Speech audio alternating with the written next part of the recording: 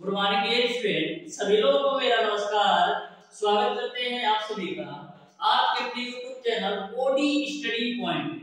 तो प्यारे दोस्तों, आज की क्लास में हम लोग सॉल्व करेंगे फिजिक्स के चैप्टर नंबर 6 कार्य सामर्थ्य एवं ऊर्जा के मोस्ट इंपॉर्टेंट क्वेश्चन को।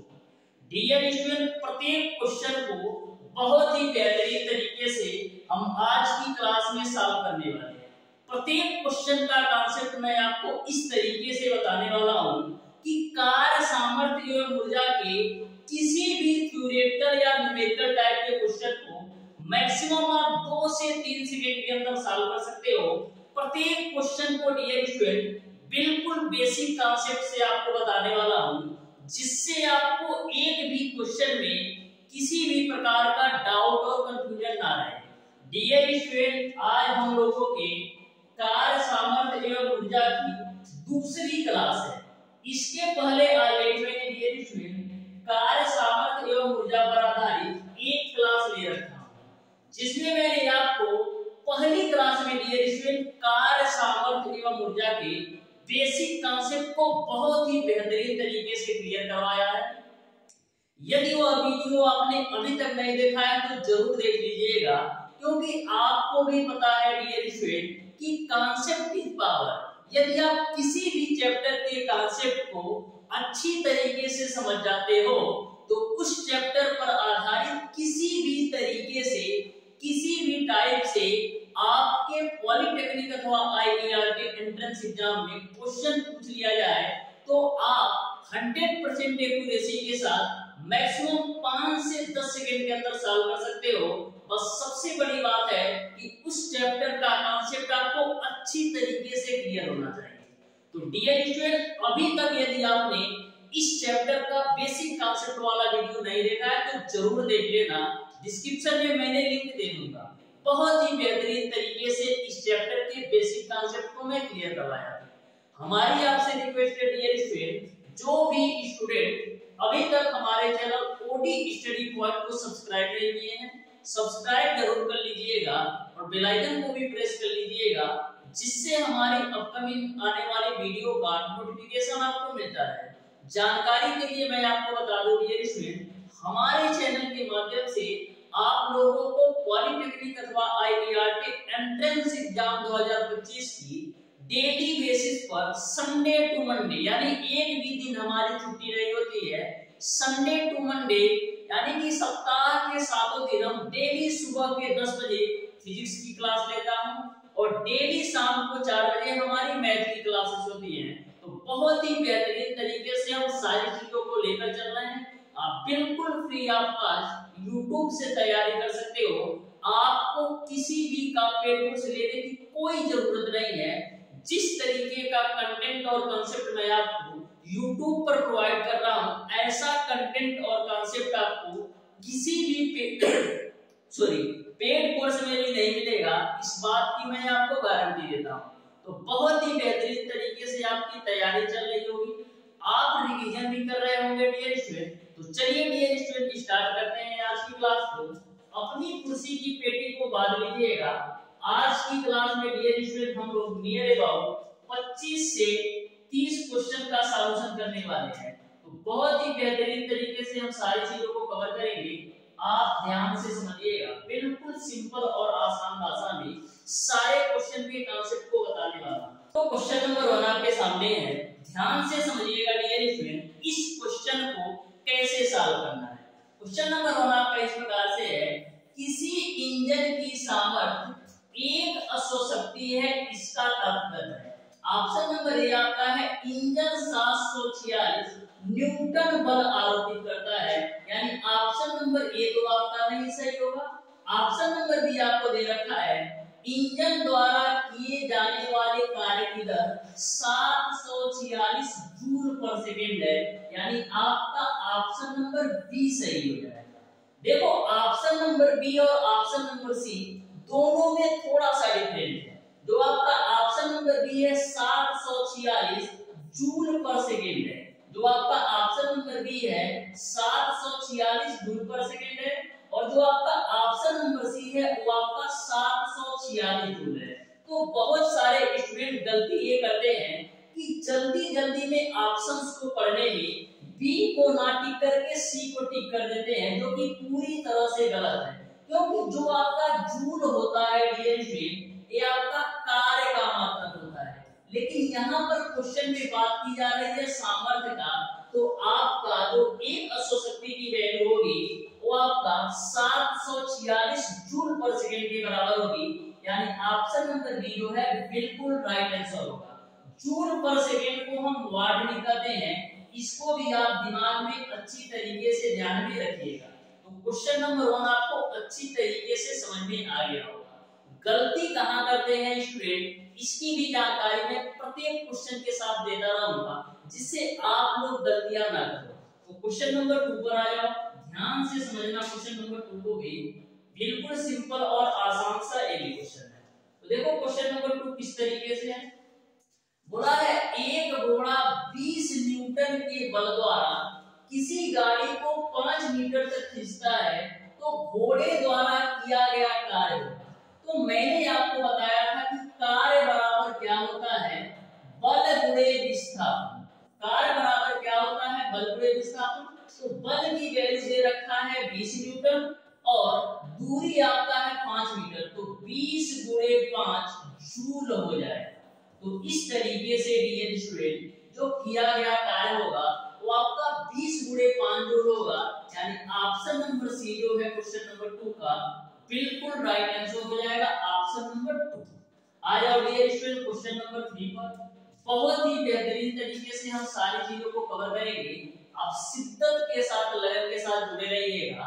इस क्लास में डियर स्टूडेंट कम से कम मैं 30 क्वेश्चन का सॉल्यूशन बहुत ही बेहतरीन तरीके से करने वाला हूं। तो देखो क्या बोला है, किसी वस्तु पर 7 न्यूटन का बल लगाने पर वस्तु बल की दिशा में 8 मीटर विस्थापित हो जाती है, तो बल द्वारा वस्तु पर किए गए कार्य की गणना कीजिए।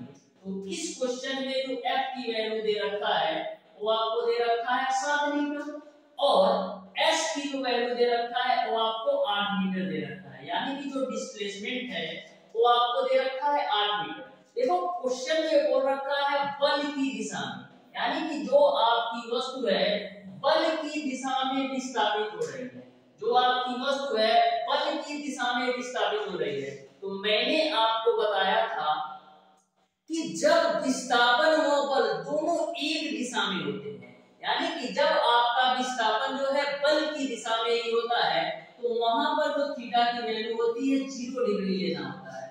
तो W बराबर क्या होता है बाबू, Fs cos थीटा।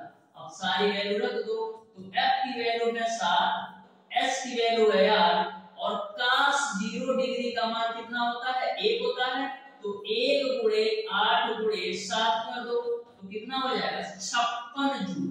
तो इस तरीके से जो किया गया कार्य होगा वो आपका 56 जूल हो जाएगा, यानी इस क्वेश्चन का जो राइट आंसर होगा ये आपका 65 नहीं है 56 जूल है। ऑप्शन नंबर ए जो होगा क्वेश्चन नंबर 3 का बिल्कुल राइट आंसर होगा। तो किसी भी क्वेश्चन को सॉल्व करना ना बिल्कुल बेसिक कांसेप्ट से करना। जैसे मैंने आपको बताया था कि वस्तु बल की दिशा में 8 मीटर विस्थापित होती है, यानी कि विस्थापन और बल की दिशा जो है सेम है, तो वहां पर जो थीटा का मान है वो आपका 0 डिग्री लेना है, ठीक है। इसीलिए क्वेश्चन में लिख रखा है वस्तु बल की दिशा में विस्थापित हो रहा है। आ जाओ डियर स्टूडेंट क्वेश्चन नंबर 4 पर। बहुत ही बेहतरीन तरीके से हम सारी चीजें कवर करने वाले हैं। तो क्वेश्चन नंबर 4 आपके सामने है, ध्यान से समझना। देखो क्वेश्चन नंबर 4 में क्या बोला है कि एक पिंड पर 40 न्यूटन का बल लगाने से वह बल की दिशा में 60 डिग्री के कोण पर 20 मीटर विस्थापित हो जाता है, तो बल द्वारा कृत कार्य क्या होगा ये आपको बताना है। तो मैंने आपको बताया था जब आपके वस्तु का विस्थापन बल की दिशा में ना हो, जब आपके वस्तु का विस्थापन बल की दिशा में ना हो, बल्कि वस्तु का जो विस्थापन है बल की दिशा से थीटा कोण बनाए, तो ऐसे कंडीशन में जो किया गया कार्य W होता है वो आपका बाबू होता है Fs cos थीटा। अब देखो F की वैल्यू आपका कितना है, F की वैल्यू आपका है 40 न्यूटन, थीटा की वैल्यू आपको लेना है 60 डिग्री। और जो s की वैल्यू है, जो विस्थापन की वैल्यू है वो आपका 20 मीटर है। अब सारी वैल्यू रख दो। W बराबर F की वैल्यू है 40, S की वैल्यू है आपका 20 और cos 60 डिग्री का मान कितना होता है? cos 60 डिग्री का मान 1/2 होता है। 2 से काटोगे 20 को तो 10 बार में कटेगा। अब 40 गुणे 10 करोगे तो मिल जाएगा आपको 400 जूल। यानी कि जो किया गया कार्य होगा वो आपका 400 जूल होगा। यानी ऑप्शन नंबर बी जो है क्वेश्चन नंबर 4 का बिल्कुल राइट आंसर होगा। Option number B will be the right answer for question number 4। तो बहुत ही बेहतरीन तरीके से यह क्वेश्चन समझ में आया होगा। आज और डियर स्टूडेंट क्वेश्चन नंबर 5 पर चलते हैं। ध्यान से समझना। देखो क्या बोला है, बिल्कुल सिंपल क्वेश्चन है, ध्यान से समझो। देखो बोला है यदि किसी पिंड की गतिज ऊर्जा 4 गुनी कर दी जाए तो उसका संवेग हो जाएगा। तो मैंने आपको कल की क्लास में बताया था कि संवेग और गतिज ऊर्जा में संबंध क्या होता है। आज भी समझ लो कैसे होता है। आपको पता है कि जो आपका काइनेटिक एनर्जी की वैल्यू होती है वो आपका होता है हाफ mv²। ये आपका काइनेटिक एनर्जी का फार्मूला है। अब करते क्या है, हम m से गुणा भी कर देते हैं और m से भाग भी कर देते हैं। ठीक है, तो m से गुणा और m से भाग करने पर इस फार्मूले पर कोई प्रभाव नहीं पड़ेगा। अब देखो काइनेटिक एनर्जी बराबर क्या मिलेगा, m से जब ऊपर गुणा करोगे तो मिलेगा आपको m² v² और नीचे आपको मिल जाएगा 2m। यहां तक आपको क्लियर है। आपने पढ़ रखा है डियर कि संवेग p बराबर क्या होता है, m इंटू का v, यानी कि द्रव्यमान पूरे वेग के बराबर होता है। तो यदि p बराबर m इंटू v होगा तो k बराबर क्या हो जाएगा, m² v² बराबर आपका हो जाएगा p²। क्योंकि p बराबर mv है तो m² v² की जगह पर हम p² लिख सकते हैं, बराबर आपका हो जाएगा 2m। यहां से आप p की वैल्यू निकालो तो क्या मिलेगा, यहां से आप p की वैल्यू निकालोगे तो मिलेगा आपको √2km। यहां तक किसी को कोई दिक्कत नहीं होना चाहिए। यहां से आप p की वैल्यू निकालोगे तो √2km मिलेगा। इसको मान लो आप p। ठीक, यहां तक आपको क्लियर है। अब बोला है गतिज ऊर्जा को हम 4 गुनी कर देते हैं। तो मैंने मान लिया कि हम जब गतिज ऊर्जा को 4 गुनी कर देते हैं तो हमारा संवेग बढ़कर p2 हो जाता है। अब देखो कितना है, गतिज ऊर्जा p2 हो गई तो 2 और गतिज ऊर्जा को कितना कर देना है, गतिज ऊर्जा को कर देना है 4 गुना, यानी k की जगह पर आपका आ जाएगा 4k और इनटू का m है तो यहां रख दो, इसका वर्गमूल निकालो। तो 4 का वर्गमूल निकालो तो बाहर 2 आएगा, अकरणी के अंदर आपका आ जाएगा 2km। a बराबर है आपका p2 के। अब आपको पता है √2km की वैल्यू कितनी है, √2km की वैल्यू आपका p1 के बराबर है। यानी हम क्या लिख सकते हैं, हम लिख सकते हैं p2 बराबर 2p1। तो आप देख सकते हैं यदि मैं गतिज ऊर्जा को 4 गुना कर दूंगा तो हमारा जो संवेग है पहले संवेग का 2 गुना हो जाएगा। और यदि हम गतिज ऊर्जा को 4 गुना कर दूंगा तो हमारा जो संवेग है पहले संवेग का 2 गुना हो जाएगा। यानी ऑप्शन नंबर बी जो है बिल्कुल राइट आंसर हो जाएगा। अब आपको कैलकुलेशन करने की बिल्कुल जरूरत नहीं पड़ेगी। ध्यान में रखिएगा जब हम गतिज ऊर्जा को 4 गुना करेंगे तो संवेग 2 गुना हो जाएगा। अब आप हमें ये बता दो कि यदि मैं गतिज ऊर्जा को 9 गुना कर दूं, यदि मैं गतिज ऊर्जा को 9 गुना कर दूं तो संवेग कितना हो जाएगा। तो जब गतिज ऊर्जा को 9 गुना करोगे तो जो तुम्हारा संवेग होगा 3 गुना हो जाएगा। उसी प्रकार से यदि मैं आपसे पूछूं कि यदि गतिज ऊर्जा को 16 गुना कर दूं तो संवेग कितना गुना हो जाएगा, तो संवेग आपका 4 गुना हो जाएगा। तो आपको इतना कैलकुलेशन करने की अब जरूरत नहीं पड़ेगी, डायरेक्ट आप वर्गमूल निकाल लें। यदि 16 गुना गतिज ऊर्जा करते हो तो संवेग 4 गुना हो जाएगा, यदि गतिज ऊर्जा को 9 गुना करते हो तो संवेग आपका 3 हो जाएगा। यानी कि जितना गतिज ऊर्जा 4 गुना करता है ना तो 4 गुना का वर्गमूल निकाल दो 2 गुना हो जाएगा। तो कॉन्सेप्ट अच्छी तरीके से समझ में आया होगा। बढ़ते हैं डियर स्टूडेंट नेक्स्ट क्वेश्चन पर, ध्यान से और आराम से समझना। क्वेश्चन नंबर 6 बहुत ही बेहतरीन तरीके से हम सारी चीजों को पढ़ने वाले हैं। बस आप शिद्दत के साथ प्रत्येक क्वेश्चन के कॉन्सेप्ट को समझो। इस तरीके से बताऊंगा कि आपको किसी भी प्रकार का कंफ्यूजन नहीं रहेगा। तो देखो ध्यान से, बोला है r त्रिज्या के वृत्त में घूमने वाले पिंड पर अभिकेंद्री बल द्वारा किया गया कार्य क्या होगा। तो मैंने आपको कल की क्लास में बताया था कि जब कोई भी वस्तु आपका वृत्ताकार मार्ग पर घूमता है तो ऐसे कंडीशन में जो वृत्त कार्य होता है वो आपका शून्य होता है। जब कभी भी कोई भी पिंड किसी भी वृत्ताकार मार्ग पर घूमता है तो ऐसे कंडीशन में जो वृत्त कार्य होता है वो आपका जीरो होता है। अब जीरो क्यों होता है? जीरो इसलिए होता है डियर स्टूडेंट, जब कोई भी पिंड वृत्ताकार मार्ग पर गति करता है तो इसमें जो बल की दिशा होती है, इसमें जो बल की दिशा होती है वो डियर स्टूडेंट वृत्त के केंद्र की ओर होती है। बल की जो दिशा होती है वृत्त के केंद्र की ओर होती है, और जो गति की दिशा होती है वो आपका वृत्त की स्पर्श रेखा के अनुदिश होता है। जो बल की दिशा होती है वृत्त के केंद्र की ओर होती है, और जो गति की दिशा होती है वृत्त की स्पर्श रेखा के अनुदिश होता है। तो ऐसे कंडीशन में इन दोनों के भी लंबवत काम करते हैं, यानी कि गति जो है बल की दिशा के लंबवत हो जाता है। तो इसी वजह से जो किया गया कार्य होता है वो आपका जीरो होता है, क्योंकि W बराबर बाबू आपका होता है FAS cos थीटा। तो यहाँ पर जब थीटा की वैल्यू 90 रखोगे तो cos 90 का मान 0, तो यह पूरा बन के 0 हो जाएगा। तो अच्छी तरीके से क्लियर कॉन्सेप्ट समझ में आ गया होगा कि क्यों 0 होगा। बढ़ते हैं डियर स्टूडेंट क्वेश्चन नंबर 7 पे। तो ध्यान से और आराम से समझो। क्वेश्चन नंबर 7 को भी ये भी आपका बिल्कुल सिंपल और आसान सा क्वेश्चन है, ध्यान से समझना। बहुत ही बेहतरीन तरीके से इस क्वेश्चन थ्योरी में समझाने वाला हूं। देखो बोला है कि दो वस्तुओं के संवेग समान है यदि उनके द्रव्यमान m1 व m2 हो तथा गति ऊर्जाएं k1 व k2 हो, तो k2/k1 में क्या अनुपात होगा ये आपको बताना है। तो ध्यान से समझना, दो वस्तुओं के संवेग समान है, यानी कि दो वस्तु मैं ले लेता हूं, एक ए हमारा वस्तु है, एक हमारा बी वस्तु है। दोनों के संवेग समान है, यदि इसका भी संवेग p मान लेता हूं तो इसका भी संवेग p ही होगा। बोला है यदि इनके द्रव्यमान m1 और m2 है तो इसका द्रव्यमान आपका m1 दे रखा है, इसका द्रव्यमान आपका m2 दे रखा है, तथा गति ऊर्जाएं क्या है k1 है इसका और इसका आपका k2 है। तो आपको k2/k1 की वैल्यू क्या होगी ये आपको बताना है। तो आपको पता है कि काइनेटिक एनर्जी k बराबर क्या होता है हाफ mv²।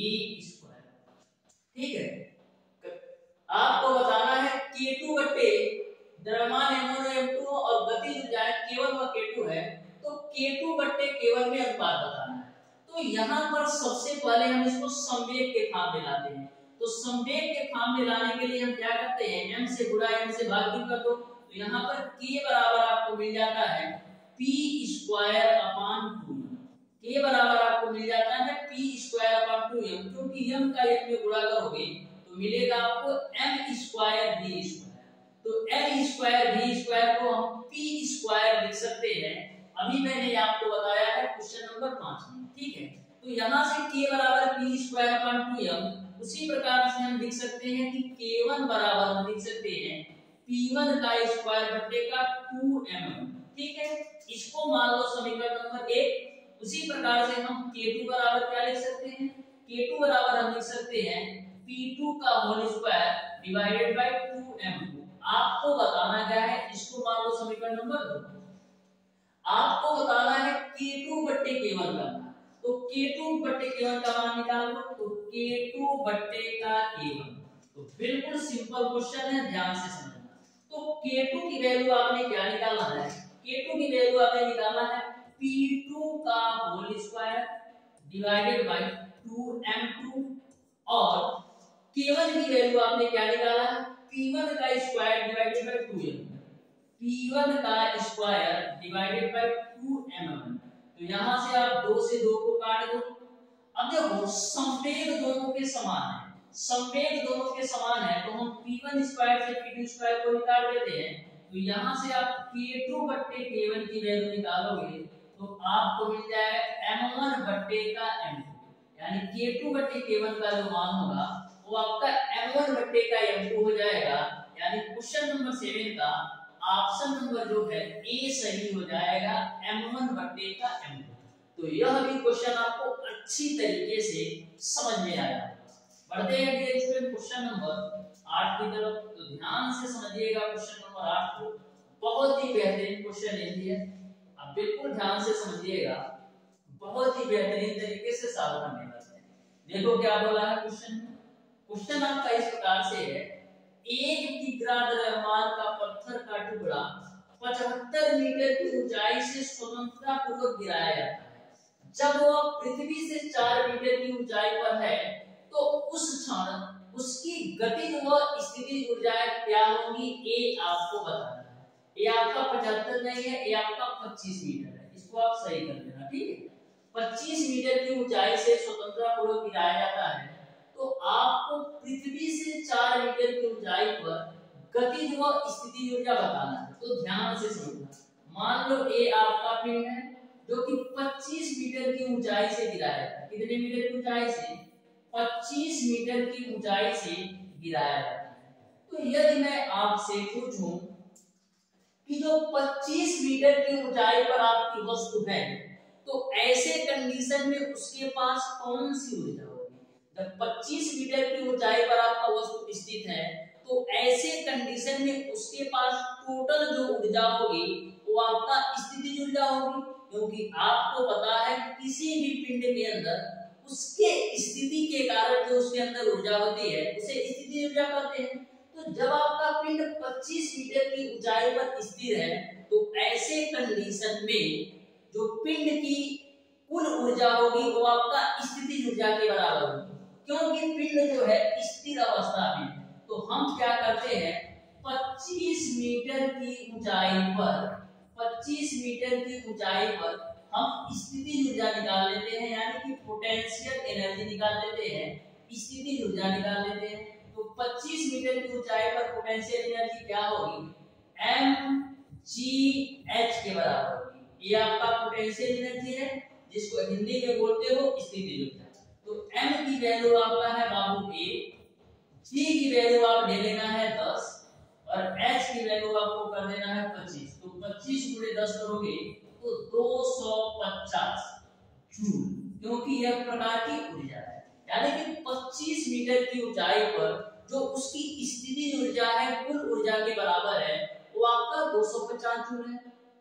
अब आपको बताना है कि 4 मीटर की ऊंचाई पर गतिज व स्थितिज ऊर्जा को सबसे पहले मैं मान लेता हूं कि हमारा 4 मीटर की ऊंचाई है, यहाँ पर हमारा कहीं पिंड जो है लाई कर रहा है, यहाँ पर हमारा पिंड जो है कहीं लाई कर रहा है। तो हम 4 मीटर की ऊंचाई पर स्थितिज ऊर्जा निकाल लेते हैं। 4 मीटर की ऊंचाई पर 4 मीटर की ऊंचाई पर आप स्थितिज ऊर्जा निकाल लो पोटेंशियल एनर्जी का। तो पोटेंशियल एनर्जी बराबर क्या होता है, mgh। तो m की वैल्यू 1 है, g की वैल्यू 10 ले लो और 4 मीटर की ऊंचाई पर स्थितिज ऊर्जा निकाल रहे हो, तो h की जो वैल्यू आएगी वो आपको मिल जाएगी 4। तो यहां से आपको मिल जाएगा 40 जूल, यानी कि 4 मीटर की ऊंचाई पर जो आपकी स्थितिज ऊर्जा है वो आपका 40 जूल है। अब आपको पता है ऊर्जा संरक्षण के नियम के अनुसार डियर स्टूडेंट, ना तो हम उत्पन्न कर सकते हैं ऊर्जा को, ना तो नष्ट कर सकते हैं, बस एक फॉर्म से दूसरे फॉर्म में कन्वर्ट कर सकते हैं। आपको पता है ऊर्जा संरक्षण के नियम के अनुसार ऊर्जा को ना तो हम नष्ट कर सकते हैं ना तो उत्पन्न कर सकते हैं, बस एक रूप से दूसरे रूप में कन्वर्ट कर सकते हैं। यानी कि जितनी ऊर्जा 25 मीटर की ऊंचाई पर थी, जितनी ऊर्जा 25 मीटर की ऊंचाई पर थी, उतनी ही ऊर्जा हमारा 4 मीटर की ऊंचाई पर होगा। जितनी ऊर्जा हमारी 25 मीटर की ऊंचाई पर थी, उतनी ही ऊर्जा हमारी 4 मीटर की ऊंचाई पर होगा, क्योंकि ऊर्जा संरक्षण के नियम के अनुसार ऊर्जा का ह्रास नहीं होता है। तो डियर स्टूडेंट, टोटल आपकी जो ऊर्जा है वो आपका 250 जूल है। मैंने आपको बताया कि जो 25 मीटर की ऊंचाई पर जो आपकी टोटल ऊर्जा है स्थितिज ऊर्जा के बराबर है। तो टोटल ऊर्जा आपका है 250 जूल, स्थितिज ऊर्जा आपका कितना है 4 मीटर की ऊंचाई पर 40 जूल, तो 4 मीटर की ऊंचाई पर गतिज ऊर्जा कितनी आएगी? तो यहाँ पर आपका गतिज ऊर्जा निकल कर आ जाएगी 210 जूल। ऐसा इसलिए हुआ क्योंकि ऊर्जा का ह्रास नहीं होता है, तो 4 मीटर की ऊंचाई पर की जो टोटल ऊर्जा होगी वो आपका 250 जूल होना चाहिए। तो यदि आपका यहाँ पर 4 मीटर की ऊंचाई पर पोटेंशियल एनर्जी स्थितिज ऊर्जा आपका 40 जूल होगा, तो जो आपकी गतिज ऊर्जा होगी वो आपका 200 जूल होगा। इस तरीके से डियर स्टूडेंट क्वेश्चन नंबर 8 का ऑप्शन नंबर सी सही हो जाएगा। ऑप्शन नंबर सी जो होगा बिल्कुल राइट आंसर होगा। पोटेंशियल एनर्जी जो होगा 40 जूल और जो काइनेटिक एनर्जी होगा 210 जूल 4 मीटर की ऊंचाई। ठीक है ना। बढ़ते हैं डियर स्टूडेंट नेक्स्ट क्वेश्चन पर। ध्यान से और आराम से इस क्वेश्चन को भी समझो, बहुत ही बेहतरीन क्वेश्चन ये भी है। तो देखो क्वेश्चन नंबर 9 तो हमारे सामने है और 1 सेकंड के अंदर जवाब दो। देखो क्या बोला है, कार की केवल दिशा होती है कार की। कार कैसी राशि है? कार एक प्रकार की अदिश राशि है। तो अदिश राशि के लिए क्या केवल परिमाण की आवश्यकता होती है, तो डायरेक्ट आप ऑप्शन नंबर बी टिक कर दो, ज्यादा सोचने की जरूरत ही नहीं है। आपको पता है कि कार एक अदिश राशि है, तो अदिश राशि में केवल आपको परिमाण का पता चलता है, दिशा का नहीं। आज आप क्वेश्चन नंबर 10 पर तो ध्यान से और आराम से समझो। क्वेश्चन नंबर 10 पर, क्वेश्चन नंबर 10 आ जाओ, ऊपर आ जा। ओके, तो क्वेश्चन नंबर 10 आपके सामने है, ध्यान से समझना और आराम से समझना। देखो क्या बोला है, एक लड़का जिसका द्रव्यमान 50 किग्रा है। कितना है? एक लड़का है जिसका द्रव्यमान 50 किग्रा है, अपने साथ 10 किग्रा का बक्सा लेकर सीढ़ियों द्वारा 10 मीटर ऊंचे छत पर 1 मिनट में चढ़ जाता है, तो लड़के की सामर्थ्य क्या है ये आपको बताना है। तो यदि मैं आपसे पूछूं कि लड़के का टोटल भार कितना है, लड़का क्या किया है अपने हाथ में एक बक्सा लिया है, तो 50 किलो का तो लड़का है और 10 किलो का एक बक्सा लिया है, यानी कि जो टोटल द्रव्यमान हो गया उसके पास, वो आपका 60 किलो हो गया, क्योंकि 50 किलो का लड़का है और अपने हाथ में 10 किलो का बक्सा लिया है, यानी टोटल जो द्रव्यमान हो गया वो आपका 60 किलो हो गया। 10 किग्रा, ठीक है, सीढ़ियों द्वारा 10 मीटर ऊंचे छत पर चढ़ता है, यानी h की जो वैल्यू है वो आपका 10 है और t की जो वैल्यू दे रखा है 1 मिनट। तो 1 मिनट में कितने सेकंड होते हैं? 60 सेकंड। तो t की वैल्यू आपको दे रखा है 60 सेकंड। तो आपको सामर्थ्य बताना है। तो एक बात आप हमेशा ध्यान में रखिएगा, यदि आपको क्वेश्चन में गुरुत्वाकर्षण g का मान नहीं दिया है, यदि आपको क्वेश्चन में गुरुत्वाकर्षण g का मान नहीं दिया है, तो आपको ले लेना है g की वैल्यू 9.8 मीटर पर सेकेंड स्क्वायर। और यदि आपको क्वेश्चन में g की वैल्यू नहीं दिया है तो आपको पता है कि सामर्थ्य p बराबर क्या होता है। p बराबर आपका होता है w बट्टे का t। p बराबर आपका होता है w बट्टे t। तो p बराबर w बराबर क्या होता है mgh अपान t। अब सारी वैल्यू रख दो, तो देखो p बराबर क्या निकल आएगा, m की वैल्यू आपका है 60, g की वैल्यू आपने ले लिया 9.8, h की वैल्यू आपका कितना है 10 और t की वैल्यू कितना है 60। देखो 60 से 60 को फुच्चे में भेज दो, तो p की जो वैल्यू आएगी 9.8 गुणे 10 करोगे तो 98 वाट मिल जाएगा, यानी p का जो मान होगा, जो सामर्थ्य की वैल्यू होगी वो आपका 98 वाट होगा। यानी ऑप्शन नंबर ए जो होगा क्वेश्चन नंबर 10 का बिल्कुल राइट आंसर होगा 98 वाट। तो देखो क्वेश्चन में कुछ भी नहीं है, लेकिन आपका कॉन्सेप्ट जब क्लियर होगा तो कॉन्सेप्ट को बहुत ही बेहतरीन तरीके से क्लियर रखना। लास्ट के 2 से 3 महीने हैं डियर स्टूडेंट, शिद्दत के साथ, लगन के साथ बहुत ही बेहतरीन तरीके से तैयारी कर लेना, जिससे आपको सोचना ना पड़े कि हमको मिलेगा कि नहीं। इस तरीके से तैयारी कर लेना कि आपको चूज करना रहे, चॉइस करना रहे कि हम किस कॉलेज में एडमिशन लें, चाहे आपका पॉलिटेक्निक कॉलेज हो या आईटीआई हो, तो इस तरीके से अपने आप को तैयार कर लो ना कि ऐसे चॉइस ही ना आ जाए कि हम किस कॉलेज में जाए, इसको ले उसको लो, ए ब्रांच ले कि ए ब्रांच ले। इस तरीके से तैयारी करो कि आपका जो रैंक होना चाहिए अंडर 100 होना चाहिए। यदि अंडर 100 रैंक लेकर आओगे ना तो जिस कॉलेज पर हाथ रख दोगे वह कॉलेज तुम्हारा होगा, चाहे कोई भी कॉलेज हो। यदि अंडर 100 रैंक आ जाएगा ना तो किसी भी कॉलेज को चूज कर सकते हो और उस कॉलेज के अंदर किसी भी ब्रांच को यदि लेना चाहोगे ना उसको पा जाओगे। तो इस तरीके से आपको तैयारी करना है। ध्यान से समझिएगा, क्वेश्चन नंबर 11 को भी बहुत ही बेहतरीन क्वेश्चन है। तो ध्यान से और आराम से समझो कैसे सॉल्व करना है। देखो क्या हो रहा है कि 10 अश्व शक्ति की मोटर द्वारा 7.46 मीटर गहरे कुएं से प्रति सेकंड पानी खींचा जा सकता है। जी की वैल्यू आपको दे रखा है 10 मीटर पर सेकंड स्क्वायर। प्रति सेकंड पानी खींचा जा सकता है, यानी कि आपको m की वैल्यू बताना है कि m की वैल्यू क्या होगी। तो सबसे पहले जो वैल्यू दे रखा है उसको नोट कर लो। 10 अश्व शक्ति यानी p की जो वैल्यू दे रखा है वो आपको दे रखा है 10 हॉर्स पावर। 10 हॉर्स पावर यानी 10 अश्व शक्ति। तो 10 और 1 अश्व शक्ति में 746 वाट होते हैं, तो पूरे 746 वाट हो गया। यानी P की वैल्यू आपका हो गई 10 गुणे 746 वाट। 7.46 मीटर गहरे कुएं से, यानी H की जो वैल्यू है वो आपका है 7.46, ठीक है, मीटर। बोला है कुएं से प्रति सेकंड, यानी T की जो वैल्यू है वो आपका 1 सेकंड देना है, क्योंकि कुएं से प्रति सेकंड की बात की गई है।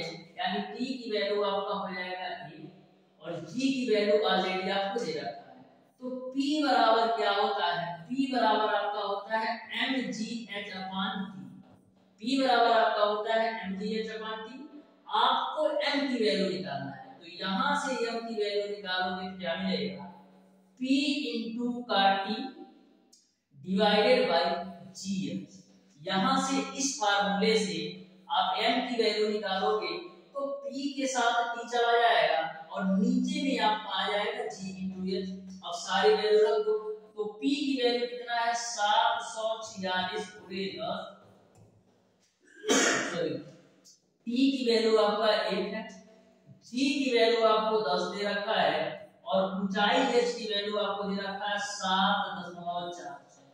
10 से 10 को काट दो।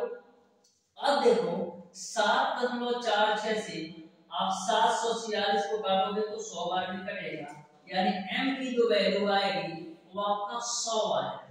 m की जो वैल्यू आएगी वो आपका 100 की तरह होगा, यानी ऑप्शन नंबर बी जो है बिल्कुल राइट आंसर होगा क्वेश्चन नंबर 11। तो देख लो कितना सिंपल और आसान से क्वेश्चन पूछे जाते हैं, लेकिन आपको बेसिक कांसेप्ट अच्छी तरीके से पता होना चाहिए। आज आप ये स्टूडेंट क्वेश्चन नंबर 12 पर तो ध्यान से और आराम से समझना। क्वेश्चन नंबर 12 को भी बहुत ही बेहतरीन तरीके से इस क्वेश्चन को भी हम कवर करेंगे। देखो बोला है कि दो मशीन बराबर कार्य को 20 मिनट व 30 मिनट में कर सकते हैं। पहले मशीन की सामर्थ्य आपका है 120 वाट, तो दूसरे मशीन की सामर्थ्य क्या है ए आपको बताना। तो ध्यान से समझना, दो मशीन बराबर कार्य यानी कि दो मशीनें मैं ले लेता हूं ए और बी के रूप में। बोला है बराबर कार्य यानी कि डब्ल्यू कार मशीन ए भी करता है और डब्ल्यू कार मशीन बी भी करता है। 20 मिनट और 30 मिनट में कर सकते हैं, यानी ए जो है 20 मिनट में कर सकता है, तो इसको मान लो T1 की वैल्यू 20 है और बी जो है 30 मिनट में करता है, तो T2 की वैल्यू मान लो आप 30 मिनट में। ठीक है, यहां तक आपको क्लियर है। पहले मशीन की सामर्थ्य आपका 120 वाट है, यानी P1 की वैल्यू आपको दे रखा है 120 वाट। आपको दूसरे मशीन के सामर्थ्य बताना है, यानी P2 की वैल्यू क्या होगी ए आपको बताना है। तो ध्यान से सुनना, आपको पता है कि P बराबर आपका होता है W बटे का T। तो यहां से डियर स्टूडेंट यदि हम W की वैल्यू निकालें तो P into का T मिल जाएगा। W की वैल्यू निकालें तो P into का T मिल जाएगा। तो यहां से यदि हम मशीन पहले मशीन की बात करें तो क्या मिलेगा W बराबर आपको मिलेगा P1 इंटू का T1, और दूसरी मशीन की बात करें तो W बराबर आपको मिलेगा P2 इंटू का T2। अब इसको मान लो समीकरण 1 है और इसको मान लो समीकरण 2 है, और दोनों की वैल्यू W के बराबर है, तो दोनों को हम एक दूसरे के बराबर कर देते हैं, यानी P1 T1 बराबर आपका हो जाएगा P2 T2। अब सारी वैल्यू रख दो, तो P1 की वैल्यू कितना है, P1 की वैल्यू बाबू आपका है 120, T1 की वैल्यू कितना है 20, P2 की वैल्यू आपको निकालना है, और T2 की वैल्यू कितना दे रखा है 30। 30 से काटो 120 को, तो 3 चौक 12, तो 20 चौक कितना हो जाएगा 80, यानी P2 की जो वैल्यू आएगी वो आपका 80 वाट आ जाएगा, यानी कि दूसरी मशीन की जो सामर्थ्य होगी वो आपका 80 वाट होगा, यानी ऑप्शन नंबर डी जो है क्वेश्चन नंबर 12 का बिल्कुल राइट आंसर होगा। तो देख सकते हैं कितना सिंपल और आसान सा क्वेश्चन है। कभी भी यदि आपको किसी भी न्यूमेरिकल को सॉल्व करना है ना, तो सबसे पहले एक बार दिल से उस क्वेश्चन को पढ़ लेना। 50% क्वेश्चन तो आपको वहीं से समझ लेना है, लेकिन एक बार दिल से आपको पहले क्वेश्चन को पढ़ना होगा। तो ध्यान से समझिएगा क्वेश्चन नंबर 13 को, तो बिल्कुल आसान और सिंपल है, ध्यान से समझना क्वेश्चन नंबर 13 को, बहुत ही बेहतरीन तरीके से इसको मैं साफ करूंगा। देखो बोला है एक तालाब से 60 मीटर ऊंचाई पर स्थित एक टंकी में 20 घन मीटर जल आता है। यह टंकी एक पंप के द्वारा चालक के जल से 3 घंटे 16 मिनट में भर जाती है, तो पंप की सामर्थ्य क्या है ये आपको बताना है। तो ध्यान से और आराम से समझना। सबसे पहले जो वैल्यू दे रखी है उसको लिख लो। 60 मीटर ऊंचाई यानी h की जो वैल्यू है वो आपका है 60 मीटर। एक टंकी में 20 घन मीटर जल आता है। एक टंकी में 20 घन मीटर यानी m की जो वैल्यू है वो आपका है 20 घन मीटर।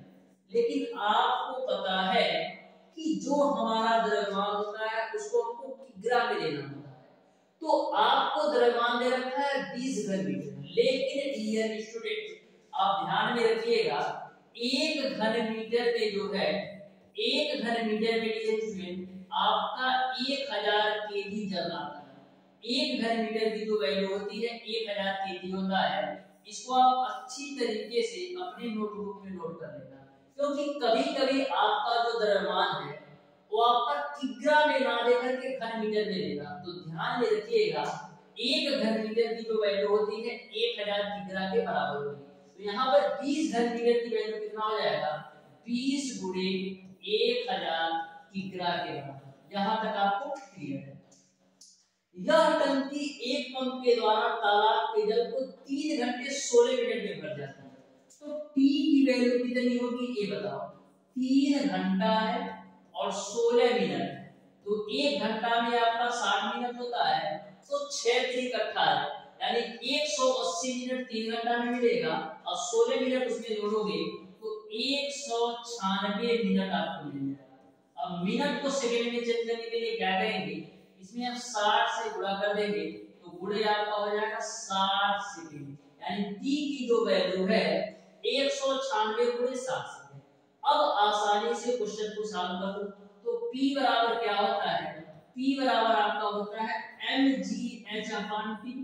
तो यहाँ पर m की वैल्यू कितना है, m की वैल्यू आपका है 20 गुणे 1000 गुणे g की वैल्यू कितना है, g की वैल्यू आपको कितना है, g की वैल्यू नहीं दिया है तो आप 9.8 ले लेना है, और h की वैल्यू कितना है 60 मीटर, तो मैंने 60 मीटर ले लिया, बट्टे t की वैल्यू आपका कितना है 196 गुणे में आपका है 60 सेकंड। ठीक है, यहां तक आपको क्लियर है। अब देखो इस 60 से हम इस 60 को कैंसिल कर देते हैं। अब देखो इस जीरो से इस दशमलव को हम हटा देते हैं, इस जीरो से ध्यान से समझना, देखो इस जीरो से हम इस दशमलव को खल्लास कर देते हैं, तो 98 से काटोगे 196 को तो 2 बार कटेगा।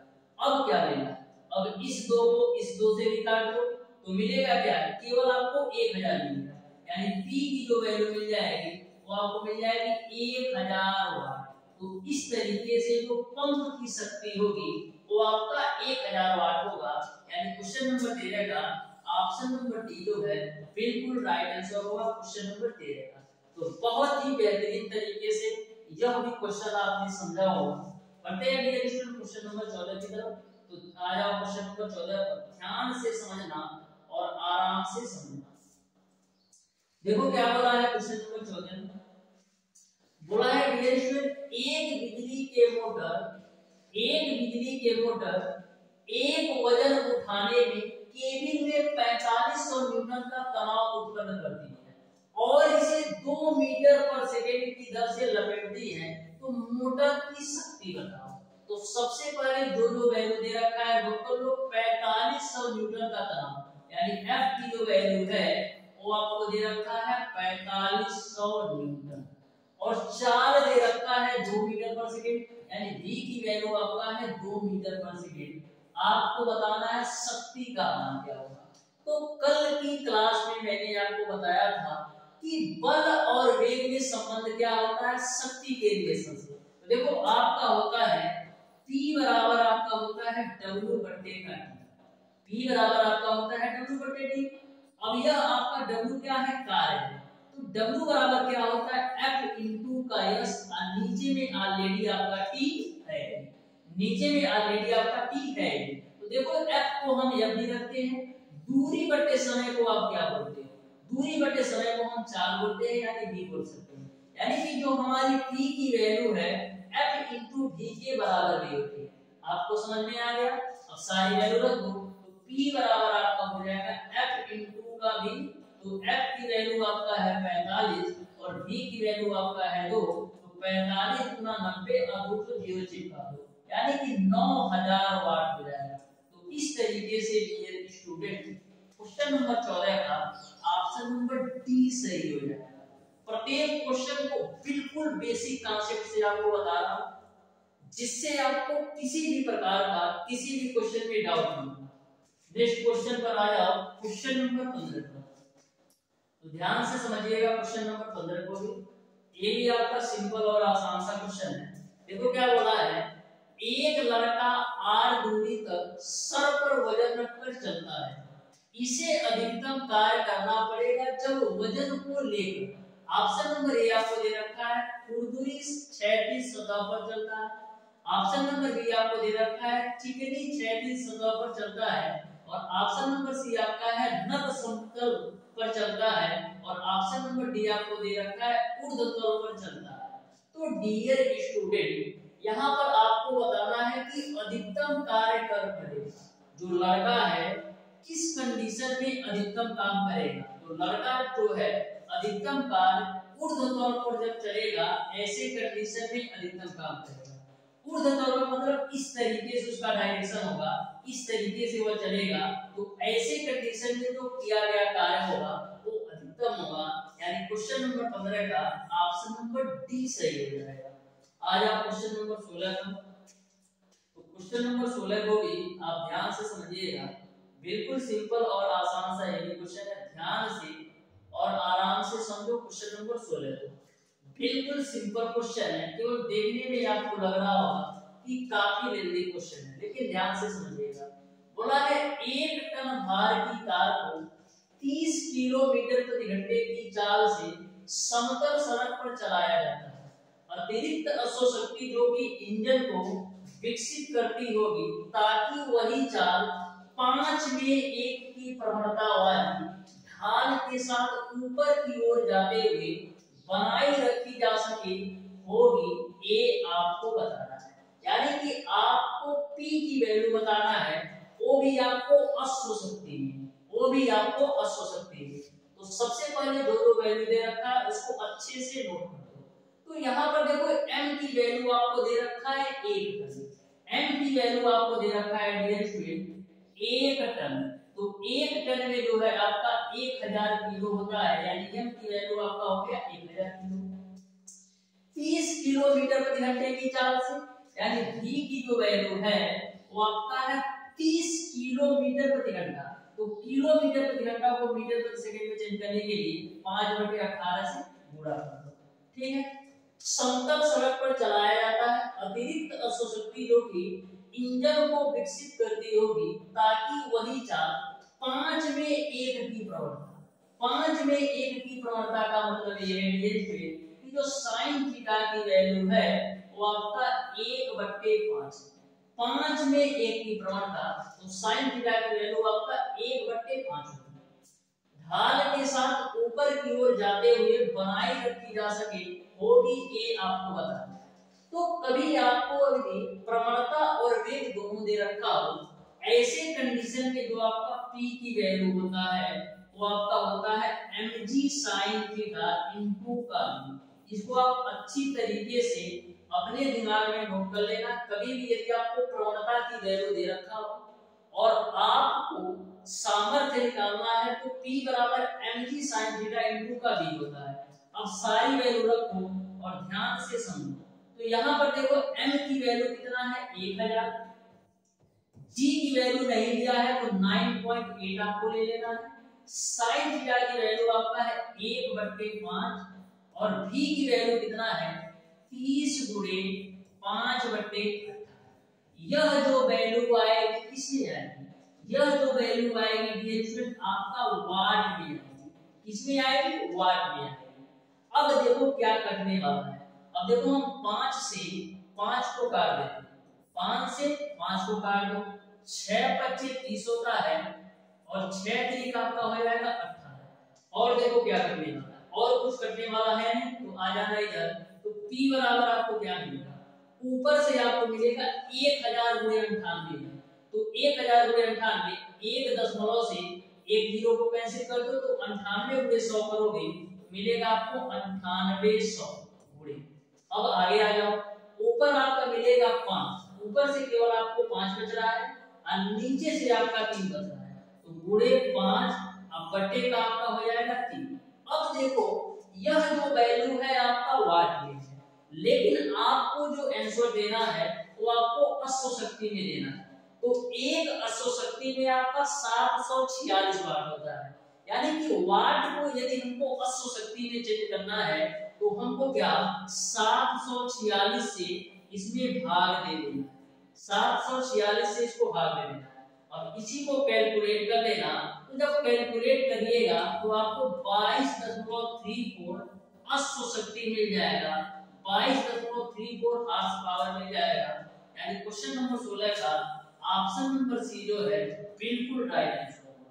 तो कभी भी आपको इस टाइप का क्वेश्चन पूछा जाए तो हमेशा आपको इसी तरीके से सॉल्व करना है। आ जाओ डियर स्टूडेंट नेक्स्ट क्वेश्चन को। बिल्कुल सिंपल और आसान सा ये क्वेश्चन है, बस आप ध्यान से समझिएगा। प्रत्येक क्वेश्चन का कांसेप्ट मैं आपको इस तरीके से बताऊंगा कि किसी भी क्वेश्चन में आपको किसी भी प्रकार का डाउट और कंफ्यूजन नहीं होगा। देखो क्या बोला है कि 50 किग्रा द्रव्यमान वाला मनुष्य 40 पग वाली सीढ़ी पर 10 सेकंड में चढ़ जाता है। यदि सीढ़ी के प्रत्येक पग की जो ऊंचाई है वो आपका 0.20 मीटर है तो मनुष्य के सामर्थ्य क्या है ये आपको बताना है। तो ध्यान से आप समझिएगा डियर स्टूडेंट। सबसे पहले जो वैल्यू दे रखा है उसको नोट कर लो। तो m की जो वैल्यू है वो आपको बाबू दे रखा है 50 किग्रा और जो हाइट दे रखा है वो आपको दे रखा है 40, यानी h की जो वैल्यू है वो आपको दे रखा है 40 पग। लेकिन पग में तो कैलकुलेट करोगे नहीं, यहाँ पर आपको एक पग की जो हाइट दे रखा है वो आपको दे रखा है 0.20 मीटर। तो यहाँ पर h बराबर आपका आ जाएगा 40 गुणे 0.20 मीटर, ये आपका h की वैल्यू हो गई। तो बोला है आपको मनुष्य का सामर्थ्य कितना होगा ये आपको बताना है। मनुष्य का सामर्थ्य कितना होगा ये आपको बताना है। t की वैल्यू आपको दे रखा है 10 सेकंड, t की वैल्यू आपको दे रखा है 10 सेकंड। तो यहां से डियर स्टूडेंट हम आसानी से क्वेश्चन को कैलकुलेट कर देते हैं। p बराबर आपका क्या होता है mgh अपान में t। तो p बराबर क्या होगा, m की वैल्यू है आपका 50, g की वैल्यू नहीं दिया है तो आप ले लो 9.8, ठीक है। h की वैल्यू आपका कितना है 40 गुणे 0.20 और टी की वैल्यू आपका कितना है 10 है तो 10 रख दो। यहां तक किसी को कोई दिक्कत नहीं होना चाहिए। अब देखो यहां पर 2 अंक पे दशमलव है 0.20 यानी 2 अंक पे दशमलव है तो एक जीरो तुम क्या करो यहां से छटका दो और एक जीरो तुम यहां से छटका दो तो यहां से आपका जो दशमलव है इसका हो जाएगा खात्मा। ठीक है, यहां तक आपको क्लियर है। अब 10 से हम काट देते हैं 20 को, तो 10 से आप 20 को काटोगे तो 2 बार में कटेगा, 10 से 20 को काटोगे तो 2 बार में कटेगा। अब क्या मिलेगा इसको आप अच्छी तरीके से नोट कर लो। तो यहां से मिलेगा आपको 5 गुणे 9.8, 5 गुणे 9.8 और क्या मिलने वाला है, और यहां से आपको मिलेगा 4 गुणे 2 यानी 4 गुणे 2 करोगे तो आपको 8 मिल जाएगा। तो यहां से क्या मिलेगा 40 होता है तो 40 गुणे 9.8।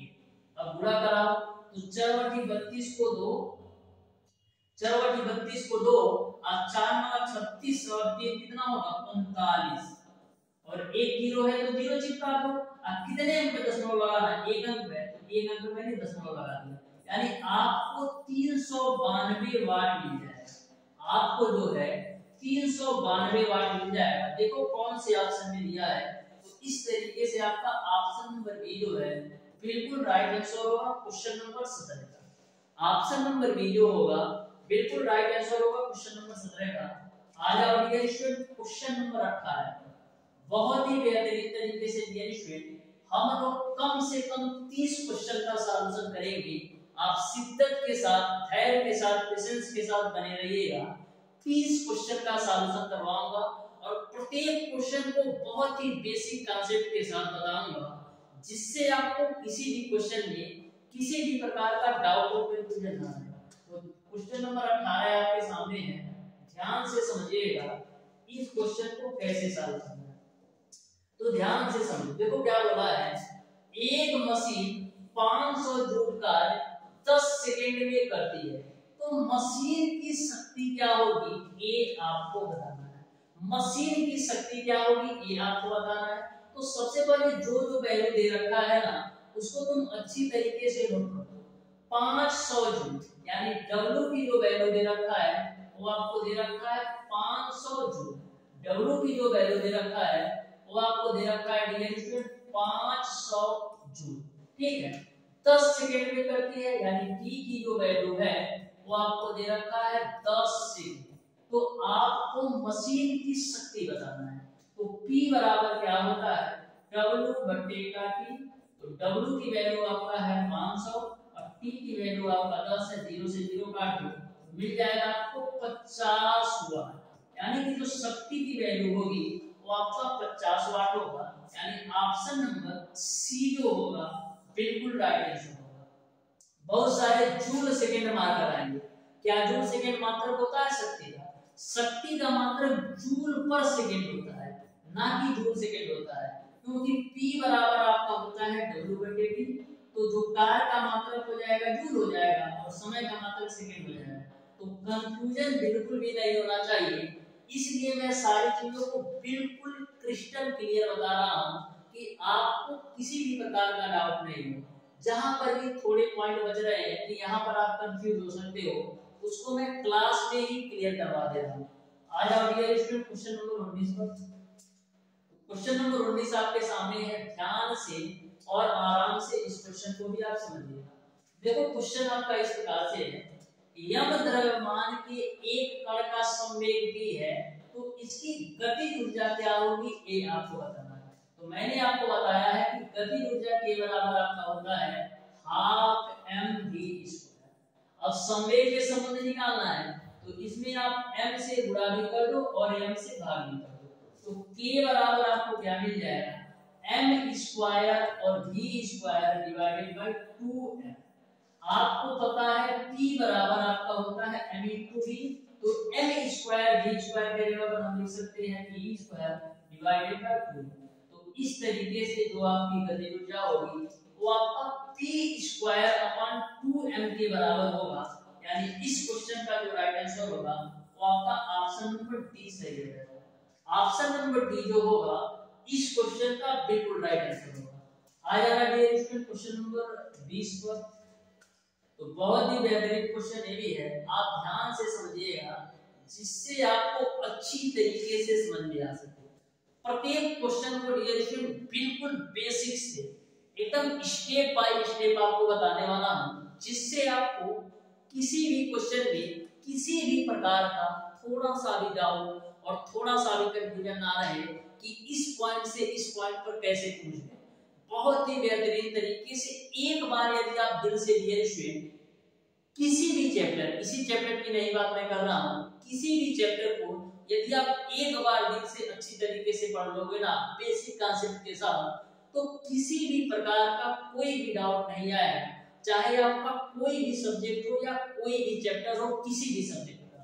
तो क्वेश्चन नंबर 20 को आप ध्यान से समझिएगा, ये भी आपका सिंपल है, ध्यान से समझना है। बोला है एक इंजन की जो शक्ति है वो आपका 20 अश्व शक्ति है, इसके द्वारा 5 मिनट में कितने जूल कार्य संपन्न होगा ये आपको बताना है। यानी कि इस क्वेश्चन में आपको कार्य की वैल्यू बताना है, W की वैल्यू बताना है। तो सबसे पहले जो P की वैल्यू दे रखा है वो आपको दे रखा है 20 अश्व शक्ति यानी कि 20 हार्स पावर। तो देखो 20 है और 1 हार्स पावर में 1 अश्व शक्ति में 746 वाट होते हैं। तो यह जो आपका P की वैल्यू होगी वो आपका 20 गुणे 746 वाट को 5 मिनट में, यानी T की वैल्यू आपको दे रखा है 5 मिनट। तो 5 मिनट को सेकंड में चेंज करने के लिए हम क्या करेंगे, 5 गुणे 60 सेकंड हो जाएगा T की वैल्यू। आपको कार्य का मान बताना है, तो P बराबर आपका होता है डियर स्टूडेंट W बट्टे का T। तो यहां से आप W की वैल्यू निकालोगे तो P इंटू का T मिल जाएगा। तो W बराबर P की वैल्यू कितना है, P की वैल्यू आपका है 20 गुणे 746। P की वैल्यू है 20 गुणे 746 और T की वैल्यू आपका है 5 गुणे 7। अब इसी को कैलकुलेट कर दो, तो देखो 1 0 A और 1 0 A, पहले तो दो को 0 चिपका दो। अब देखो 5 का गुणा हम 2 में करेंगे तो 10 मिलेगा, तो ये आपका हो जाएगा 10, ये आपका हो जाएगा डियर स्टूडेंट 10 गुणे 746।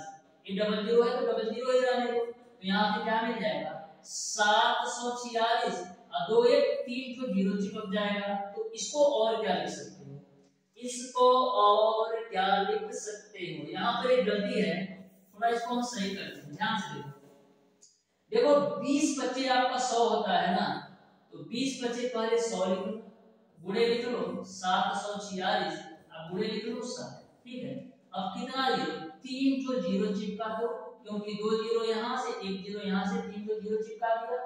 अब 6 का गुणा 746 में करो, तो 6 का 36 को 6 और 6 चौक 24 और 3 27 को 7 हासिल बचे 2, हासिल करते 2 और 7 6 42 और वो कितना होगा 44, यानी कि 44 7 6 0 आ गया। इसको और क्या लिख सकते हैं, इसको हम लिख सकते हैं 4.47 गुणे 10 पर पावर 6 के रूप में। तो इस तरीके से जो किया गया कार्य होगा वो आपका 4.47 गुणे 10 पर पावर 6 जूल के बराबर होगा, यानी इस क्वेश्चन का जो राइट आंसर होगा वो आपका ऑप्शन नंबर बी सही है। ऑप्शन नंबर बी जो होगा बिल्कुल राइट आंसर होगा। आ जाओ डियर स्टूडेंट क्वेश्चन नंबर 21 में। तो देखो क्वेश्चन नंबर 21 भी आपका सिंपल है, ध्यान से समझना, बिल्कुल सिंपल क्वेश्चन है। मैंने आपको क्लास में ही बताया था कल की क्लास में कि डायरेक्ट क्वेश्चन पूछा जाता है। देखो पूछ भी लिया, बोला है निम्नलिखित में से ऊर्जा का सबसे बड़ा मात्रक है। तो ऊर्जा का जो सबसे बड़ा मात्रक होता है वो आपका किलोवाट घंटा होता है, यानी क्वेश्चन नंबर 21 का ऑप्शन नंबर ए सही हो जाएगा। यदि आपसे पूछ ले कि 1 किलोवाट घंटा बराबर कितना होता है, तो 1 किलोवाट घंटा बराबर 3.6 गुणे 10 की पावर 6 जूल के बराबर होता है। इसको भी आप अच्छी तरीके से दिमाग में नोट कर लेना, ठीक है। आ जाओ नेक्स्ट क्वेश्चन पर। तो बहुत ही बेहतरीन तरीके से इसको भी हम कवर करेंगे, ध्यान से समझना।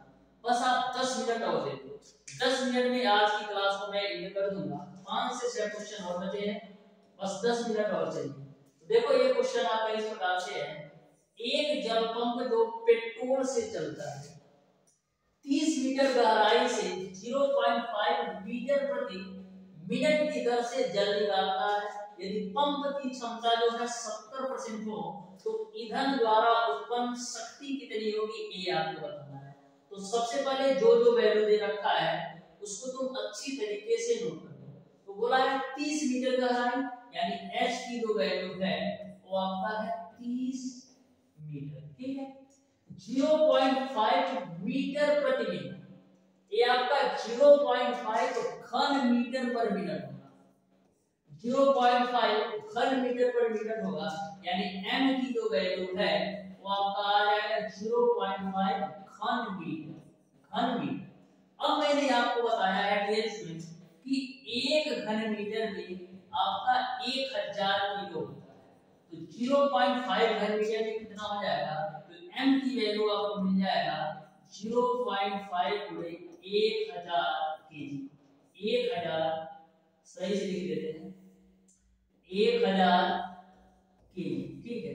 यहां तक आपको क्लियर है, 1000 केजी, यहां तक आपको क्लियर है। अब बोला है प्रति मिनट की दर से, यानी t की जो वैल्यू है वो आपका 1 मिनट है और 1 मिनट में आपके 60 सेकंड होते हैं, ठीक है। यहां तक आपको क्लियर है। दर से जल निकलता है, यदि पंप की जो क्षमता है 70% हो तो ईंधन द्वारा उत्पन्न शक्ति होगी, यानी कि जो P की वैल्यू है वो आपका 70% है। तो आ जाओ क्वेश्चन पर, देखो क्या बोलता है, P बराबर आपका होता है mgh अपान क्या होता है T। अब देखो पंप की जो क्षमता है 70% है, तो P का आप 70% ले लो। क्या करेंगे हम, P का 70% ले लेते हैं, तो P का 70%, ठीक है, बराबर m की वैल्यू कितना है 0.5 गुणे 1000। तो 0.5 गुणे 1000 करोगे तो यहां से मिल जाएगा आपको 500 केजी, यानी m की जो वैल्यू है वो आपको मिल जाएगा 500 केजी। g की वैल्यू नहीं पता है तो 9.8 ले लो। h की वैल्यू कितना है, h की वैल्यू आपका है 30 मीटर, तो h की वैल्यू मैं ले लेता हूं 30 मीटर, और समय t का जो मान है वो आपका है 60 सेकंड, तो यहां पर मैंने नोट कर दिया 60, ठीक है ना। ओ कोई दिक्कत नहीं होना चाहिए। अब देखो 0 से 0 को काट दो, 30 से काटोगे 60 को तो 2 बार में कटेगा, और क्या काटने वाला है, और क्या कटने वाला है, ठीक है। तो यहाँ पर आप 2 से काट दो 10 को तो 5 बार में कटेगा। तो यहाँ से P की वैल्यू आपको क्या मिलेगी, तो देखो 500 है गुणे 9.8 है, और क्या बचा है, और कुछ नहीं बचा है, और जो आपका इधर 5 है ऊपर में चला जाएगा तो गुणे 5 हो जाएगा, और नीचवा में क्या आ जाएगा, नीचे में आ जाएगा 7, ठीक है। 7 से काटो तो देखो 7 एकम 7, 7 चौक 28 होता है। अब देखो 1.4 का गुणा 5 में करोगे तो 7 मिलेगा, क्योंकि 14 × 70 होता है, तो 1.4 का गुणा 5 में करोगे 7 मिलेगा, और इधर में ऑलरेडी 500 है, तो 500 गुणे 7 करोगे तो 3500 वाट मिल जाएगा। तो इस तरीके से डियर स्टूडेंट जो पंप की शक्ति होगी वो आपका 3500 वाट होगा, यानी ऑप्शन नंबर ए जो है बिल्कुल राइट आंसर होगा क्वेश्चन नंबर 22। आज आप क्वेश्चन नंबर 23 को भी बहुत ही बेहतरीन तरीके से इसको भी हम पढ़ते हैं, ध्यान से और आराम से समझते जाओ। तो देखो यह क्वेश्चन आपका किस प्रकार से है, बोला है एक बंदूक से 5 ग्राम द्रव्यमान की गोली 100 मीटर पर सेकंड के वेग से छोड़ी जाती है। यदि बंदूक की नाल जो है 1 मीटर लंबी है तो गैस के दहन से गोली पर लगने वाला बल का मान क्या होगा, ये आपको बताना है, ये आपको बताना है। तो पहले ध्यान से समझो, बोला है एक बंदूक से 5 ग्राम द्रव्यमान की गोली को 100 मीटर पर सेकंड के वेग से छोड़ी जाती है। यदि बंदूक की नाल जो है 1 मीटर लंबी है तो गैस के दहन से गोली पर लगने वाला बल क्या होगा, ये आपको बताना है। तो यदि मैं आपसे पूछूं कि ऐसे कंडीशन में किया गया कार्य क्या है, तो ऐसे कंडीशन में जो आपका किया गया कार्य होगा गतिज ऊर्जा के बराबर होगा, क्योंकि द्रव्यमान की जो गोली है 100 मीटर पर सेकंड की वेग से छोड़ी जाती है, तो जो गोली की गतिज ऊर्जा होगी वो आपका किए गए कार्य के बराबर होगा। क्यों? क्योंकि हम कार्य करने की क्षमता को ऊर्जा कहते हैं। तो ऐसे कंडीशन में डियर स्टूडेंट जो आपका किया गया कार्य होगा वो आपका गतिज ऊर्जा के बराबर होगा। यानी हम लिख सकते हैं किया गया कार्य F into S बराबर आपका हो जाएगा 1/2 mv²। इसमें किसी को कोई दिक्कत नहीं होना चाहिए क्योंकि W बराबर F into S होता है। तो किया गया कार्य जो होगा गतिज ऊर्जा के बराबर होगा। अब देखो जो वैल्यू दे रखा है देखो, तो m की वैल्यू दे रखा है 5 ग्राम। तो 5 ग्राम को हम किग्रा में चेंज करने के लिए क्या करेंगे 1000 से भाग देते हैं तो ये आपका केजी में आ गया। v की जो वैल्यू दे रखा है वो आपको 100 मीटर पर सेकंड दे रखा है। ठीक है, बंदूक की नाल 1 मीटर लंबी है यानी s की जो वैल्यू है वो आपका है 1 मीटर है। तो आपको बताना है लगने वाला बल क्या होगा यानी F की वैल्यू बताना है। तो देखो हम बताते हैं F गुणे S की वैल्यू 1 मीटर है 1/2 M की वैल्यू कितना है M की वैल्यू है आपका 5/1000 और V की वैल्यू आपका है 100। तो 100 का स्क्वायर है तो हम लिख देंगे 100 गुणे 100 के रूप में। ठीक है, अब यहाँ पर देखो कटने वाली कौन कौन सी चीजें हैं उसको आप काट दो। ये आपका 5/1000 है। ठीक है ना हो, तो देखो 1 2 3 0 से 1 2 3 0 काट दो। ठीक है, और क्या करेगा 2 से काट दो 10 को तो 5 बार में कटेगा। तो यहाँ से जो F की वैल्यू आएगी वो आपको मिल जाएगा 25 न्यूटन। यानी कि जो बल का मान होगा वो आपका 25 न्यूटन होगा। यानी ऑप्शन नंबर डी जो है बिल्कुल राइट आंसर होगा क्वेश्चन नंबर 23 का। तो ऐसे भी क्वेश्चन आपसे पूछे जाते हैं लेकिन आपको कॉन्सेप्ट बिल्कुल क्रिस्टल क्लियर होना चाहिए तभी आप ऐसे क्वेश्चन को सॉल्व कर सकते हो। तो ऐसे क्वेश्चन यदि करके आते हो तो मान के चलो कम से कम 5 से 10,000 स्टूडेंट से ऊपर चले जाओगे। तो ऐसे क्वेश्चन को बहुत ही इंपॉर्टेंट पॉइंट डाल करके इन क्वेश्चन को अपनी नोटबुक में जरूर नोट कर लेना। तो आ जाओ ये क्वेश्चन नंबर 24 पे। देखो क्वेश्चन नंबर 24 आपका क्यूरी टाइप का क्वेश्चन है, ध्यान से सुनो। बोला है एक प्रोटॉन तथा एक इलेक्ट्रॉन को एक दूसरे के संपर्क पर लाने पर उनकी स्थिति होगी। समीप है ये आपका समीप है जिसको आप करेक्ट कर लेना। बोला है एक प्रोटॉन तथा एक इलेक्ट्रॉन को एक दूसरे के समीप लाने पर उनकी स्थिति होगी। तो जब आप एक प्रोटॉन और एक इलेक्ट्रॉन को एक दूसरे के समीप लाओगे तो स्थिति ऊर्जा जो है घट जाएगी। यानी ऑप्शन नंबर बी जो है बिल्कुल राइट आंसर हो जाएगा। आया क्वेश्चन नंबर 25 पर भी तो बहुत ही बेहतरीन तरीके से इसको भी हम कवर करेंगे। लास्ट के 2 से 3 क्वेश्चन और सॉल्व कराऊंगा, बस आप शिद्दत के साथ धैर्य बना के रखिएगा। क्वेश्चन नंबर 25 बोला है m द्रव्यमान की कोई वस्तु त्रिज्या r के वृत्ताकार मार्ग पर एक समान चाल से घूम रही है तो वस्तु पर किया गया कार्य क्या होगा। तो मैंने आपको बताया था जब कभी भी कोई भी वस्तु आपका वृत्ताकार मार्ग पर घूमती है तो उसके द्वारा जो किया गया कार्य होता है वो आपका शून्य होता है। अब शून्य इसलिए होता है जब डियर स्टूडेंट कोई भी वस्तु वृत्ताकार मार्ग पर घूमती है तो ऐसे कंडीशन पर जो आपका बल की दिशा होता है वो आपका वृत्त के केंद्र की ओर होता है। जो बल की दिशा होता है वो आपका वृत्त के केंद्र की ओर होता है और जो गति की दिशा होती है ना वो स्पर्श रेखा के अनुदिश होता है। जो गति की दिशा होती है ना वो आपका वृत्त की स्पर्श रेखा के अनुदिश होता है। तो ऐसे कंडीशन में दोनों एक दूसरे के लंबवत हो जाते हैं तो जो किया गया कार्य होता है वो आपका 0 हो जाता है क्योंकि थीटा की वैल्यू आपका 90 डिग्री है। ठीक है ना, वो इसके पहले भी बता चुका हूं। आ जाओ क्वेश्चन नंबर 26 पर। ए रहा क्वेश्चन नंबर 26। तो देखो क्वेश्चन नंबर 26 किस तरीके से दिया है। बोला है 5 मीटर पर सेकंड के वेग से गतिशील यम द्रव्यमान की किसी वस्तु की गतिज ऊर्जा आपका है 20 जूल है। यदि इसका वेग हम दोगुना कर दें तो इसकी गतिज ऊर्जा कितनी हो जाएगी ए आपको बताना है। ए आपको बताना है। तो जो वैल्यू दे रखा है नोट कर लो 5 मीटर पर सेकंड के वेग से यानी v की जो वैल्यू है वो आपका है 5 मीटर पर सेकंड। ठीक है, यम द्रव्यमान की किसी वस्तु की गति जो ऊर्जा है वो आपका 20 जूल है, यानी कि जो काइनेटिक एनर्जी है वो आपका है 20 जूल। तो बोला है यदि हम वेग को दोगुना कर दें तो हमारी गति ऊर्जा कितनी हो जाएगी। तो सबसे पहले आपको पता है कि काइनेटिक एनर्जी के बराबर क्या होता है, हाफ एम वी स्क्वायर।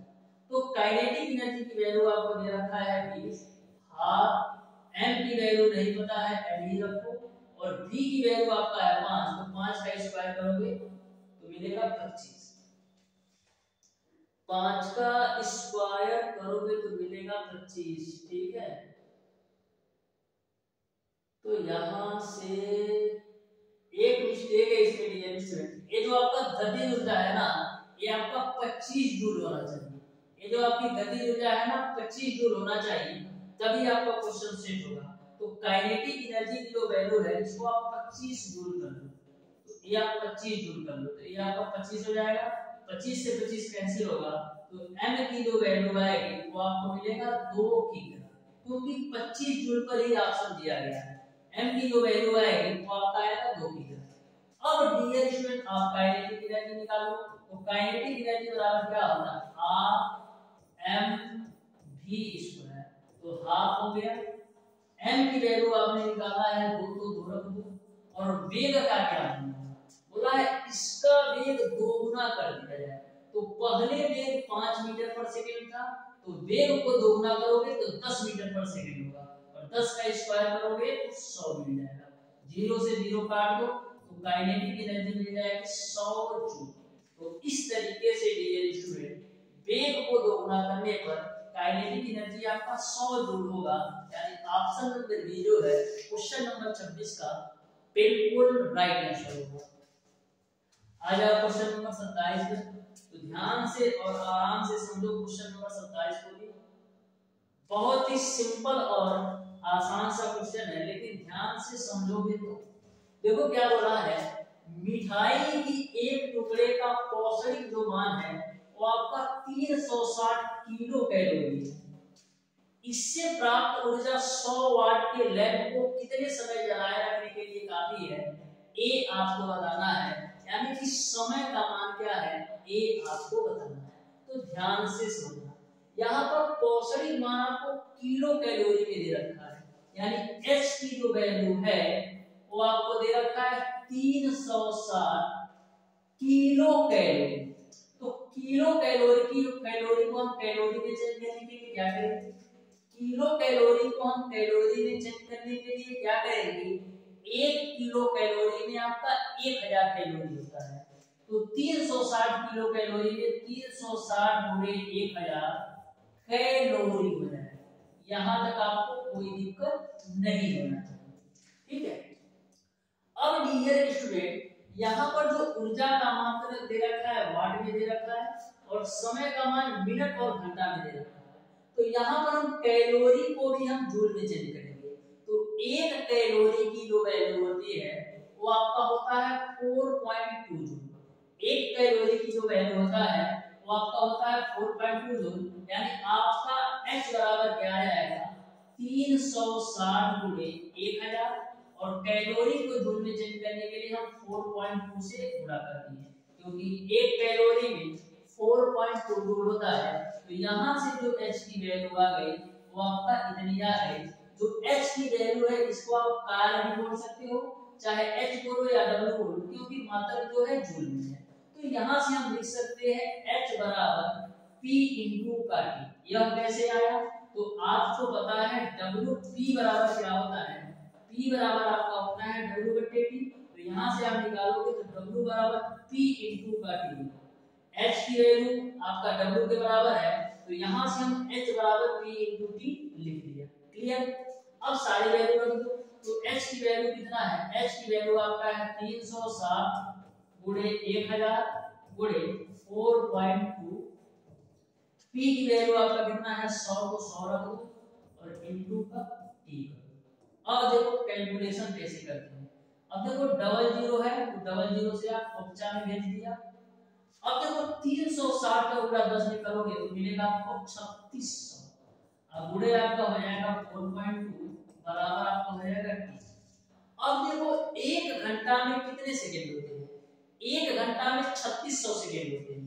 तो 1 घंटा में 3600 सेकंड होते हैं, तो यह जो आपका 3600 सेकंड है 1 घंटा के बराबर है, और 1 घंटा का 4.2 में गुणा करोगे तो t की वैल्यू आपको मिल जाएगा 4.2 आवर। 4.2 आवर, देखो 4.2 आवर दिया है नहीं दिया है, तो हम क्या करेंगे मिनट में चेंज करेंगे। तो 4 घंटा है तो 4 घंटा ही देखो 0.2 आवर, 0.2 आवर को आप 12 मिनट लिख सकते हो। तो बोलो कैसे? देखो कैसे, देखो 12 मिनट है ना, इसको आप घंटा में चेंज करने के लिए 60 से भाग दोगे, 12 कम 12 और 12 25 और जब 1 में आप 5 से भाग दोगे तो 0.2 मिल जाएगा। तो इसी वजह से मैंने 4.2 आवर को मैंने क्या लिखा है 4 घंटा 12 मिनट के रूप में। तो अच्छी तरीके से समझ में आ गया होगा, यानी कि क्वेश्चन नंबर 27 का ऑप्शन नंबर सी जो है बिल्कुल राइट आंसर होगा क्वेश्चन नंबर 27 का। हर क्वेश्चन को बिल्कुल तोड़ तोड़ के बता रहा हूं जिससे आपको डाउट ना रहे। आ जाओ आज की क्लास के क्वेश्चन नंबर 28 पर। तो ध्यान से और आराम से इस क्वेश्चन को भी समझो, बहुत ही बेहतरीन तरीके से इसको भी मैं बताने वाला हूं, आप ध्यान से समझिएगा। देखो क्या बोला है कि 10 किलोवाट की मोटर द्वारा 10 मीटर गहरे कुएं से जल पंप किया जाता है। जल की जो मात्रा है लीटर पर सेकंड में दी जाती है, तो क्या होगी ये आपको बताना है। तो ध्यान से समझो। सबसे पहले जो जो वैल्यू दे रखा है उसको नोट कर दो। 10 किलोवाट यानी कि जो P की वैल्यू है वो आपको दे रखा है 10 किलोवाट। तो 10 किलोवाट को वाट में चेंज कर दो तो 10 और 1 किलोवाट में 1000 वाट होता है, तो 10 गुणे 1000 वाट हो जाएगा। ठीक है ना? हो 10 मीटर गहरे कुएं से यानी H की जो वैल्यू है वो आपका है 10 मीटर। ठीक है, जल पंप किया है, जल की मात्रा जो लीटर पर सेकंड में दी जाती है, लीटर पर सेकंड यानी कि जो T की वैल्यू है वो आपको 1 सेकंड लेना है क्योंकि लीटर पर सेकंड की बात की जा रही है। अब आप आसानी से अब आप सोच रहे होंगे कि क्या पूछा जा रहा है क्वेश्चन में आपसे द्रव्यमान m की वैल्यू पूछी जा रही है, वो भी आपका लीटर में। तो निकालते हैं। तो देखो P बराबर क्या होता है mgh/t। तो यहां से m की वैल्यू निकालोगे तो P इंटू का T डिवाइडेड बाय gh होता है। अब सारी वैल्यू रख दो तो m बराबर क्या मिलेगा, P की वैल्यू कितना है, P की वैल्यू आपका है 10 गुणे 1000। ठीक है, T की वैल्यू कितना है 1 है तो 1 रख दो बटेगा G की वैल्यू कितना है, तो G की वैल्यू देखो यहाँ पर हम क्या 9.8 ना लेकर के 10 ही लेते हैं क्योंकि यहाँ पर देखो दशमलव के रूप में कोई भी वैल्यू नहीं दिया है, तो G की वैल्यू हम यहाँ पर 10 ही ले लेते हैं गुणे H की वैल्यू कितना है, H की वैल्यू 10 है तो 10। ठीक है, 1 2 0 से 1 2 0 कैसे, तो m की जो वैल्यू आएगी वो आपको मिल जाएगा 100 लीटर। m की जो वैल्यू आएगी वो आपको मिल जाएगा 100 लीटर। यानी क्वेश्चन नंबर 28 का ऑप्शन नंबर सी जो है बिल्कुल राइट आंसर होगा क्वेश्चन नंबर 28। तो प्यारे दोस्तों, आपको कमेंट बॉक्स में कमेंट करके बताना है कि आज की क्लास आपको कैसी लगी। प्रत्येक क्वेश्चन को बहुत ही बेहतरीन तरीके से स्टेप बाय स्टेप मैंने आपको बताने का प्रयास किया है। फिर भी यदि आपको ऐसा लगता है कि किसी भी क्वेश्चन में किसी भी प्रकार का आपको डाउट और कंफ्यूजन है तो आप हमें कमेंट बॉक्स में कमेंट करके जरूर बताइएगा। डियर स्टूडेंट, एक क्लास में ऐसा कंडक्ट करूंगा जिसमें डियर स्टूडेंट जो भी आपके डाउट और कंफ्यूजन होंगे उनको एक बहुत ही बेहतरीन तरीके से क्लियर करूंगा। तो आप अपनी राय कमेंट बॉक्स में कमेंट करके जरूर दीजिएगा कि आज की क्लास आपको कैसी लगी। किसी भी क्वेश्चन में कोई भी डाउट और कोई भी कंफ्यूजन है तो कमेंट बॉक्स में कमेंट करके जरूर बताइएगा। मिलते हैं डियर स्टूडेंट नेक्स्ट क्लास में, तब तक के लिए धन्यवाद।